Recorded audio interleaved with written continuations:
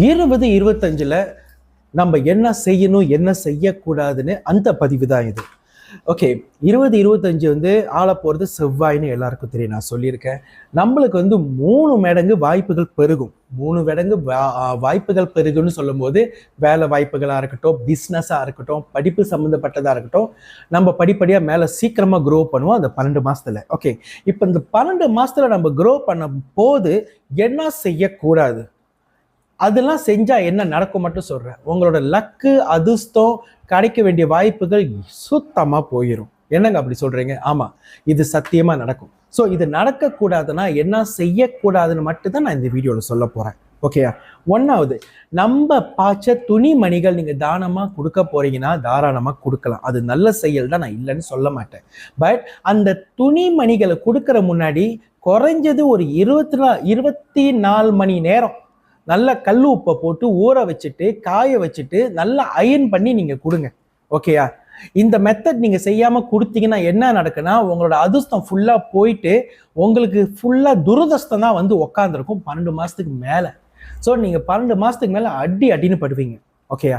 இதுக்கு 2 வழிதான் இருக்கு. ஒன்று, உங்களோட துணிமணிகளை நீங்க எரிக்கிறது. இரண்டாவது, என்னங்க இப்படி சொல்றீங்க, அவ்வளோ விலை கொடுத்து வாங்கினது மற்றவங்களுக்கு கொடுத்தா அது உதவியா இருக்கும்னு அந்த நல்ல மனசோட நினைச்சீங்கன்னா 2 திங்ஸ் பண்ணலாம். ஒன்று, கடல் தண்ணியில் போயிட்டு, கடல் தண்ணிலாம் உப்பு இருக்கு, அங்கே போயிட்டு நல்லா ஊற வச்சுட்டு எடுத்து வந்து காய வச்சுட்டு அயன் பண்ணி கொடுங்க நல்லா. ஏன்னா ஒருத்தவங்க நம்ம அந்த துணிமணிகளை கொடுக்கும்போது சுத்தமாக அயன் பண்ணி அழகாக கொடுத்தா தான் நல்லது. அதை கசக்கி போட்டு வீட்டில் இருக்கிறது அப்படியே ஒரு குப்பை பையில போட்டு கொடுக்கறதுக்கு அதை நீங்கள் டொனேட் பண்ணாமே இருக்கலாம். ஓகேயா? இந்த மாதிரி பண்ணும்போது உங்களோட அதிர்ஷ்டம் உங்களை விட்டு போவாது. அந்த துணிமணிகள்ல இருந்து அந்த 1% உங்களோட வாசனையோ வேர்வையோ உங்களுக்கு சம்பந்தப்பட்டது எதா இருந்தாலும் அது 0க்கு ஆயிரும் ஃப்ரீக்வன்சிக்கு. அப்புறம் நீங்க மற்றவங்களுக்கு கொடுக்கும்போது உங்களுக்கு இந்த ஆபத்தும் கிடையாது. சரியா? இதை கரெக்டா செய்யுங்க. அடுத்தது, நம்ம பாய்க்கிற பேனா ஒரு ஆளோட தலையெழுத்தையே மாற்றும். ஓகேயா? ஒரு பேனா ஆளோட தலையெழுத்தையே மாற்றும்னு எல்லாருக்கும் தெரியும். அது மட்டும் இல்லாம இந்த பேனாவை பத்தி நான் நிறைய பேசியிருக்கேன். ஒரு கையெழுத்து ஆளோட தலையெழுத்தையே நான் மாற்றுன்னு சொல்லியிருக்கேன். சரியா? ஸோ அதனால ஒரு பேனாவை யாருக்கும் கொடுத்துடாதீங்க. அதே மாதிரி மற்றவங்க பேனாவை நீங்கள் எடுக்கக்கூடாது. ஓகேயா? பேனால அவ்வளோ லக்கு இருக்கு. ஓகேயா? சில பேர் அதான் சொல்லுவாங்க, இந்த பேனால நான் எழுதுனால தான் நான் வாழ்க்கையில் பெரிய ஆளாக ஆனேன். அது உண்மை. ஒரு பேனால 2 திங்ஸ் இருக்கு. ஒன்று, நம்ம தலையெழுத்தை மாற்றும். 2வது, இந்த பேனாவை யாருக்கும் கொடுக்கக்கூடாது. ஓகேயா? அடுத்தது, நீங்க போடுற சைன் எப்போதும் மேலே போகணும், கீழே போகக்கூடாது, புள்ளியும் வைக்கக்கூடாது. அந்த மாதிரி நீங்க வைக்கும் போது உங்க வாழ்க்கை எண்டிங் சீக்கிரமா வந்துடும். ஓகே? அடுத்தது, நம்ம போடுற கெடிகாரம். இப்ப கெடிகாரம் சொல்றது வந்து சனீஸ்வரன், காலத்தை கண்ட்ரோல் பண்ற ஒரு ஈஸ்வரன் சனீஸ்வரன். இந்த கெடிகாரத்தை நீங்க பாய்ச்சிங்கன்னா வீட்டில் யாருக்கும் கொடுக்காதீங்க. ஓகேயா? கெடிகாரம்லாம் யாருக்கும் சும்மா கொடுத்துடக்கூடாது. நம்மளோட அந்த பெனிஃபிட்டான அந்த டைமு, அந்த வேல்யூ எல்லாம் போயிடும், நம்மளோட்டு போயிடும். அடுத்தது, ஓடாத கெடிகாரத்தை வீட்டில் வைக்கவே கூடாது, நல்லதே இல்லை. சரியா? தயவு செய்து அதெல்லாம் செய்யாதீங்க. ஓகே? அடுத்தது, இந்த கை துண்டு ஹெங்கச்சீஃப்னு சொல்லுவோம், இல்லை தலை வாடுற சீப்புன்னு சொல்லுவோம். ஓகேயா? சால்ட்டு, உப்பு, சுகர், இது எல்லாம் நம்ம யாருக்கும் கொடுக்கக்கூடாது. ஓகேயா?